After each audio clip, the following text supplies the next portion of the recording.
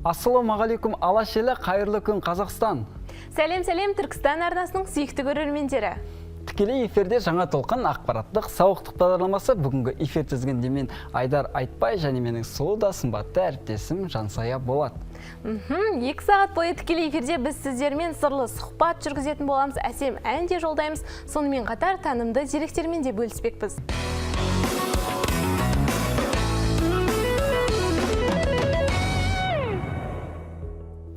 Құрметті көрермендер, міне осындай әсем әуеннің кезінде біздің студиямызға бүгінгі алғашқы мәртебелі қонақтарымыз келіп жайғасты. Ендеше таныстыра өтейін. Күлшира Сейдалиева, Түлкібас ауданы Әлия Молдағұлова атындағы жалпы орта мектебінің директоры, сонымен қатар Гүлнұр Қойлыбаева, Түлкібас ауданы Әлия Молдағұлова атындағы жалпы орта мектептің қазақ тілі және әдебиеті пәні мұғалімі. Қош келдіңіздер. Қош келдік. Көңіл-күйлеріңіз қалай? Өте керемет. Түркістанның жаңа келбеті, жалпы өздеріңіз ойларыңыз қалай Түркістан облысы туралы? Шежірелі тарихы терең Түркістан қаласына келіп, бүгінгі таңды осында қарсы алдық. Қуаныштымыз бүгінгі экранға шығып отырғанымызға. Енді әңгімені әуелден бастасақ, жалпы мектептің құрылымы, тарихы жайында толығырақ тарқатып кетсеңіздер. Жарайды. Түлкібас ауданының Жабалы деген ауылында, жердің биігінде, судың тазасында Әлия Молдағұлова атындағы жалпы орта мектеп орналасқан. Сол мектепте жалпы 57 мұғалім қызмет атқарады, 476 оқушымыз білім алады. Заман ағымынан қалыспай, өзіміз осы білім саласында біраз еңбектер жасап жатырмыз. Биылғы жылы балалар жылы деп аталғандықтан барлық жоспарымызға осы балаларға арналған іс-шараларға арнадық. Ізденісте біздің ұжым өте бір білікті, білімді ұстаздармен толыққан. Сондай ұстаздарымызбен сіздерге келіп отырмыз. Керемет, білікті ұстаздарымыз деп жатырсыздар, және де бір жаңашылдық бар деп жатырсыздар. Жаңалықтарыңызбен бөлісе кетсеңіздер. Жалпы 21 ғасырда біз жаһандану ғасыры деп атаймыз. Жаһандануға біздің білім саласы да өте көптеген өзінің үлесін қосуда. Біз ұстаздар қауымы үздіксіз дамудамыз. Мұғалім өзінің ізденуін тоқтатқанда, оның мұғалімдігі де тоқтайды дейді. Сол сияқты қашықтықтан оқыту кезінде мұғалімнің ақпараттық сауаттылығын арттыру мақсатында қажеттілік туындаған жағдайда бірнеше курстарды оқып, және өзімде курс бастадым. Ол медиастаз курсы деп аталады.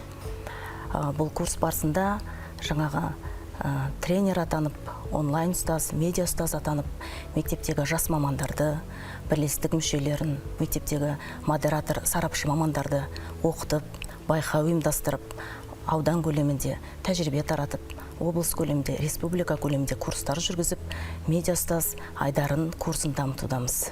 Керемет. Ал енді осы медиа ұстаз жобасы жайында өзіңіз толығырақ тарқатып өтсеңіз, мұның ішінде қандай курстар қамтылған, бұдан қатысушыларға талаптар қандай? Қатысушыларға талаптар қандай және нәтижесі қандай болады? Енді медиа ұстаз курсы қандай қажеттіліктен туындады? Мұғалімнің YouTube каналы ашуы, мұғалімнің электронды портфолио жүргізуі, түрлі бейне сабақ жүргізуі заман талабына айналды. Сол бағытта осы қажеттілікті жаңағы қамтамасыз ету мақсатында осы курс сұранысқа ие болып отыр. Өзіміздің жаңағы мектебіміздің YouTube каналы, әр мұғалімнің өзінің каналы, парақшалары, әлеуметтік желіні сауатты жүргізу, мұғалім ретінде жүргізу, өзін дамытуды қолға алып мұғалімнің қажеттілігін осы өтеудеміз. Керемет, яғни қашықтықтан оқыту ешқандай білімнің тұралап қалуына жол бермеді, иә? Яғни қазіргі жаһандану кезі деп жатырмыз ғой, мұғалімге пайдасы, мұғалімдер тек аудан көлемінде емес, облыс көлемінде, республика көлемінде өзінің тәжірибесін таратып, онлайн түрде өзін дамытуға мүмкіндік алды. Өрлеу біліктілікті дамыту орталығымен, ауыл мұғалімі Айдарымен осы республика көлемінде жұмыстарымызды тараттық. Бүгінде білім басқармасының аудандық білім бөлімінің қолдауымен, сонау ауылдан келсек те, осы Түркістанның төрінде міне сол жаңағы онлайн танылғандықтың арқасында келіп отқан жайымыз бар. Жобаларыңыз өте керемет, себебі сабақты тек қана мектепке барып қана емес, YouTube арқылы да үйрену балаларға бұл қайталауына да, олардың 2-3 қайтара оқуына да көп септігін тигізетіні анық. Ал осы тұрғыда мектеп қандай қолдау білдіріп жатыр ұстаздарға? Бұл жалпы білім саласына жаңартылған білім беру бағдарламасы енгеннен бері мұғалімдердің осы ақпараттық құзыреттіліктерін дамыту жолға қойылды біздің мектепте. Сол кезден бастап біз шығармашылық топтың құрамымен жұмыс жасадық. Қойлыбаева Гүлнұр әріптесіміз сол шығармашылық топтың құрамында. Жас келсе іске дейді. Қазіргі жастардың осындай бір жаңа технологияны игеруде бір алға оза шабатыны бар. Сондықтан тәжірибелі ұстаздардан гөрі осындай шығармашылық ұстаздарымыз мектепті жұмысын өрге жүргізіп келе жатыр. Әсіресе бұл салада Гүлнұр әріптесіміз қашықтан оқыту кезінде қатты көрінді. Себебі бірден елбасына осындай күн туған кезде тығырықтан шығатын жол іздеу керек болды. Осы орайда қалай жұмысты ұйымдастырсақ болады, қалай біз балаларға сапалы білім бере аламыз. Олар енді мектептен білім алу керек, қанша дегенмен сол бағытта біз әкімшілік ұйымдастыра отырып, осы Гүлнұр әріптесімізге ұсыныс жасадық. Сол ұсынысымыз бойынша өзінің білімін мектептегі ұстаздарға үйретіп, өз білгенін ортаға салды. Тыңнан түрен салып. Иә, сондай өте бір білгенін ортаға салудан аянбайтын, ізденістен талмайтын әріптес. Соның арқасында мінекей қазіргі таңда медиа ұстаз атанып отыр. Шығармашылық жұмыстары, онлайн сабақтары ресурстарға енді республика деңгейінде біз сонымен мақтанамыз. Осы жұмыстарды ұйымдастыруда мектеп әкімшілігі біз тек қолдау көрсетуден басқа осындай шығармашылық тақырыпта жұмыс жасайтын мұғалімдерге жағдай жасамасақ, онда біз қалай ол салада жақсы қызмет жасадық деп айта аламыз. Соның нәтижесінде Құдайға шүкір, мінекей Гүлнұр әріптесіміз қазір биікке шығуда. Енді осы тұста мен Гүлнұр ханымға сұрақ қойғым келіп отыр. Жалпы енді қазіргі өзіңіз мектепте қазақ тілі және әдебиет пәні мұғалімісіз. Ал енді осы тұста балалардың дәл осы пәнге деген қызығушылығы қандай? Балалардың қызығушылығы өте жақсы. Мен тек қана мұғалімдермен емес, оқушылармен де жоба ретінде жаңағы сабақты түрлендіріп, түрлі интерактивті жаңағы сервистер арқылы сабақты өтіп, оқушылардың қызығушылығын оятып, түрлі жобалар дайындаудамыз. Бір сабағымызды жаңағы ютубқа салып, бір сабағымызды фейсбукқа салып деген сияқты, инстаграм, қазір білесіздер, тикток арқылы. Қазір әлеуметтік желілерде осы тиктоктағы ұстаздардың сабақтары жеңіл өтіп жатыр. Себебі онда қысқа әрі нұсқа түрде нақты деректер нақты ыңғайлы оқушыларға. Оқушылардың қызығушылығы өте басым осы әлеуметтік желі арқылы оқытатын болса, олар қызығады осыған. Бұл жаңаша оқытудың форматы. Жаңа форматқа өттіңіздер. Осындай форматқа өтіп жатыр. Заман талабына сай жаңағы барлық әлеуметтік желіні дамытудамыз. Тикток, инстаграм, фейсбук, ютуб каналымыз бар. Оқушылардың қызығушылығы жаңағы осы әлеуметтік желіге көбірек, басымырақ. Сол арқылы біз білім сапасын арттырудың жаңаша жолын қарастырып жатырмыз. Жалпы енді мен сіздерден сұрағым келіп тұр. Бұл тұста енді сіздер маман ретінде емес, жалпы азамат ретінде жауап берсеңіздер болады. Жалпы осы соңғы уақытта енді әлеуметтік желінің әлеуеті артқан заман ғой. Осы тұста қазіргі уақытта балалардың барлығында дерлік телефон бар. Ал енді балалар осы әлеуметтік желіге кіріп, сабақ жайын ұмытып кететін жағдайлар бола ма? Әрине болады. Әр істің екі жағынан қарастыруымыз керек. Жақсы жағы болады, бір жағынан негатив жағы деп жатамыз ғой. Бірақ оған жол бермеудің тағы да жолдары бар. Қызықтыра алу. Қазіргі жаңа жобалар қолға алынып жатыр. Оқуға құштар мектеп жобасы аясында балаларды кітап оқуға баулу. Бізде бар, кітап оқуға құштар балалар бар, бірақ оларды насихаттау төменде. Сол бағытта жаз уақытысында балаларға тапсырмалар береміз. Қазақ тілі әдебиет пәнінен оқыған кітаптарында насихаттап, өзінің достарыңа, сыныптастарыңа үлгі ретінде бір видеоролик жариялау. Осындай жұмыстарда біздің оқушыларымыздың қазіргі таңда телефонда құр босқа уақыт өткіздірмей, осындай бір өздерінің білімдерін тереңдетуге бір бағыт алатындай жұмыстарды жасап жатыр. Эстафета жастардың арасында үлкен қолдауға ие екен, бәрімізге мәлім. Ал осы тұста бір жүлде қоры немесе ынталандыру сыйлықтары қарастырылған ба? Әрине. Махамбет оқулары дейміз, Абай оқулары дейміз, соның барлығын онлайн форматқа өткізіп, аудан-ауданды жарыстырып деген секілді. Немесе бір өз мектептеріңізбен басқа мектеппен тікелей көпір жасау. Біздің мектеп жетекші мектеп қатарына енеді. Бізде сол төңіректе қарасты мектеп оқушылар бір-бірімен осындай білім жағынан, тәрбие жағынан, спорт жағынан бәсекелеске түсіп жатады. Әрине ондай жарыстар ұйымдастыру міндеттіміз. Әлде де оны жалғастырамыз, тереңдете түсеміз. Онлайн форматта жүргізу қазіргі таңда қолға алынып жатыр. Керемет. Осы тұста өзіңізге мектеп директоры, басшысы ретінде тағы да бір сұрағымыз туындап тұр. Жыл сайын түлектер мектеп бітіретіні, үлкен жоғарғы оқу орындарын бітіретіні бәрімізге мәлім. Сонымен қатар президентіміз Қасым-Жомарт Тоқаев биыл мұғалімдер мәртебесін көтеру керек деген тапсырма да берді. Осыдан кейін мұғалімдікке қызығып жатқандар, немесе мен ауылға келіп өз ауылымды көтергім келеді деген өз ауылыңыздан шыққан жастар көп пе? Мектепке келіп қызмет етіп жатқан? Әрине. Қандай талаптар бойынша аласыздар? Өзіміздің шәкірттеріміз осы мұғалімдік мамандығын таңдаса біз қуанамыз. Себебі мұғалімдік мамандық бұл кез келгеннің бойына беріле беретін мамандық емес. Себебі ол қаншама қара көздер алдыңа қарап тұрған кезде соларды бір жетелейтіндей, білім беретіндей бағытта сауатты болу керек ол тұлға. Сондықтан да біз педагог деп атаймыз. Ал біз биылғы біздің оқушыларымыздың арасында жақсы оқитын, көзге түсіп жүрген оқушыларымыз педагогикалық мамандық таңдады. Мен соған қуандым. Ағылшын тілінен Гаухар қызды есімді қызымыз осы педагогика саласын таңдады. Осылардың келешекте ауыл мектептеріне мұғалім болып келуін өзім шын ниеттен қалар едім. Себебі ауылды жерлерде бізде маман тапшы, жақсы мамандар тапшы. Осы орайда біздіңгі биылғы түлектеріміздің кішкене педагог мәртебесі көтерілгеніне орай мамандықты таңдауы сезіледі. Әрине сезіледі.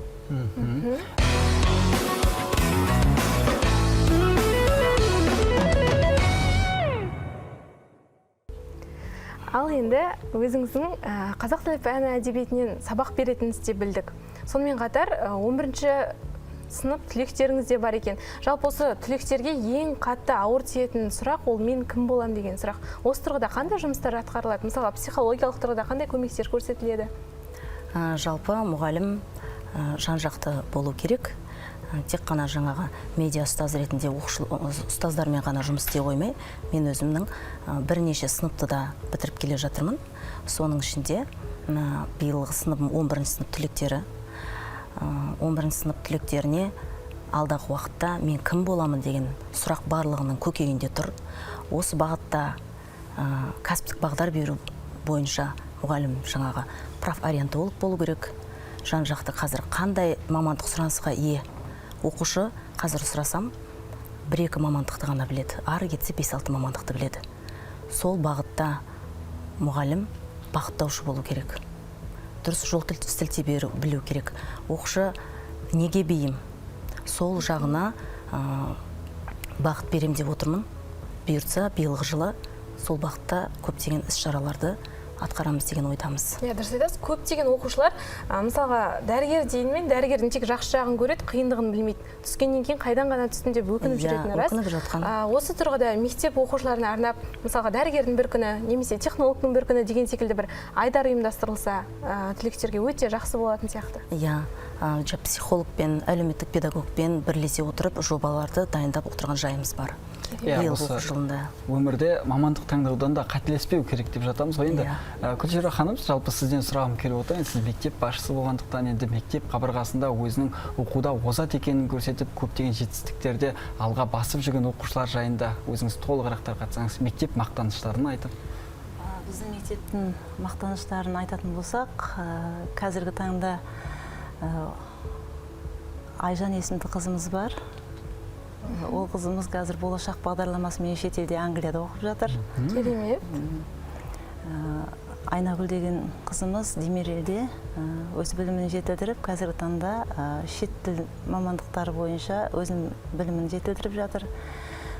Өте көп оқушыларымызбен мақтанамыз. Биылғы түлектердің ішінен атап өткім келіп отырғаны Әлімбек Олжас есімді оқушымыз. Ол қазіргі заман талабына сәйкес актыны жақсы меңгерген оқушымыз, өзін бір жаңа қырынан шығармашылығымен танып, ән жанры бойынша бейне ролик түсіру, бейне клиптерге түсу бағытында өзінің жеке қабілетімен танылып, биылғы таңда Мұхтар Әуезов атындағы Оңтүстік Қазақстан мемлекеттік университетінің сертификатын жеңіп алып отыр. Керемет, яғни оқуға түспей жатып грант ұтып алды. Грант ұтып алды. Демек, құрметті көрермендер, байқасаңыздар, ешқандай да шектеу жоқ. Шектеу тек біздің миымызда ғана, ешқандай аудан болсын, ауыл болсын, кез келген жерден тіпті шекара асып кетіп жатқан біздің оқушыларымыз да бар екен. Жалпы Гүлнұр ханым, енді тағы мені ойлап отырған жалпы өзімнің ойымдағы сұрақ, жалпы мұғалім балаға білім нәрін төгетін болғандықтан шығармашыл болу керек, ізденіс болу керек. Тағы да мұғалімнің бойында қандай қасиеттер болу қажет? Мұғалімнің бойында мұғалім жан-жақты болу керек. Жалпы мұғалімдерді біз новаторлар, консерваторлар деп бөледі екенбіз. Новатор ұстаздар кез келген жаңалыққа жаны құмар. Консерватор мұғалімдер ол жаңалықты кеш қабылдайды екен. Сондықтан Ахмет Байтұрсынов атамыздың сөзі бар ғой, білімдіден не пайда, білген көпке айтпаса, үйреткеннен не пайда, қайырымға айтпаса дейді.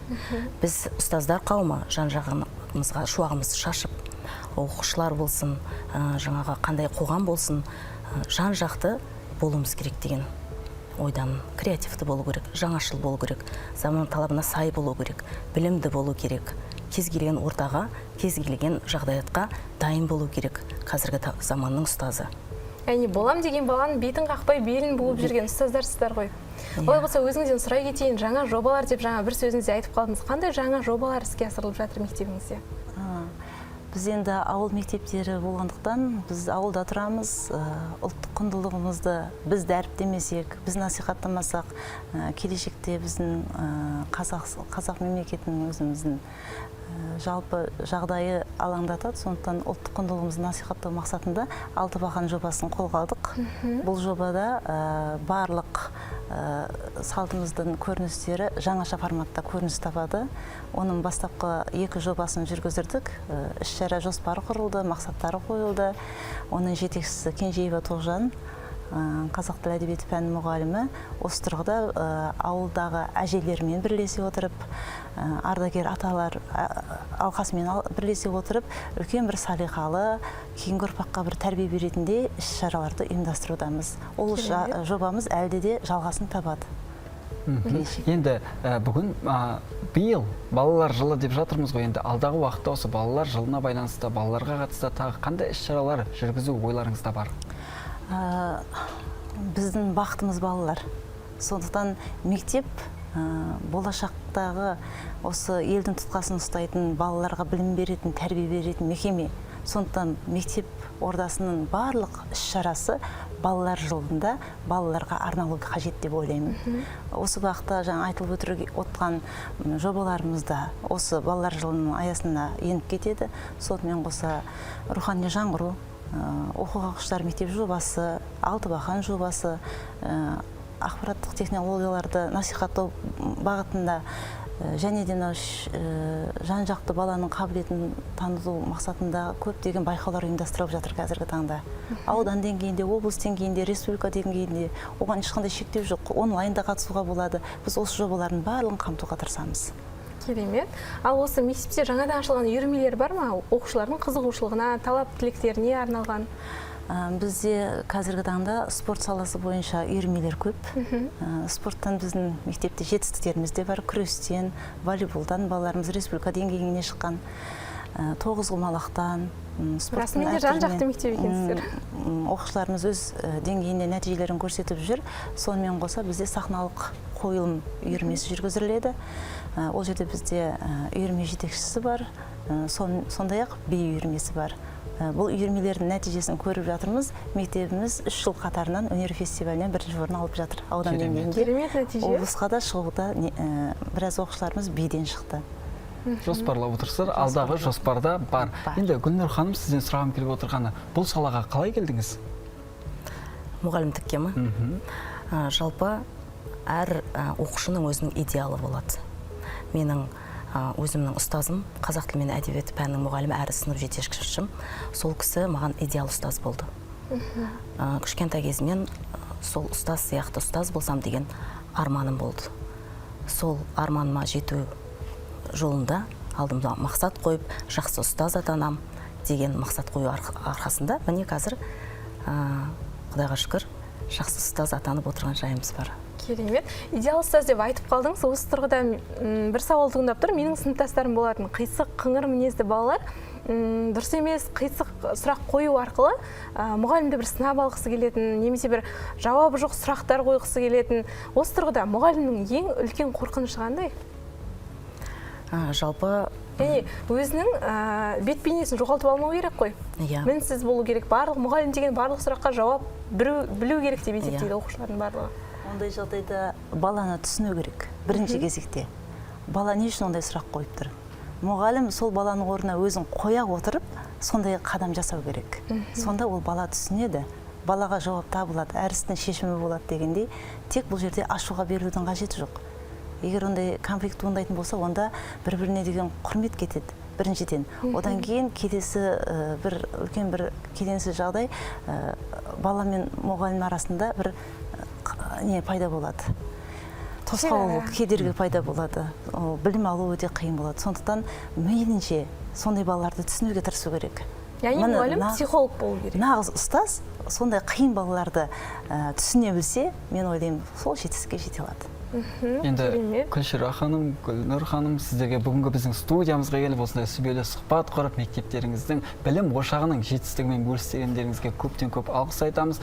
Мектеп қабырғасында жүрген оқушылардың әлі де алар асуы, жетер жетістіктері көп болсын дегіміз келеді. Ой, рахмет. Енді өздеріңізді теледидардың ар жағынан тамашалап отырған көрерменге айтар тілектеріңіз болса, сөз кезегі өздеріңізде.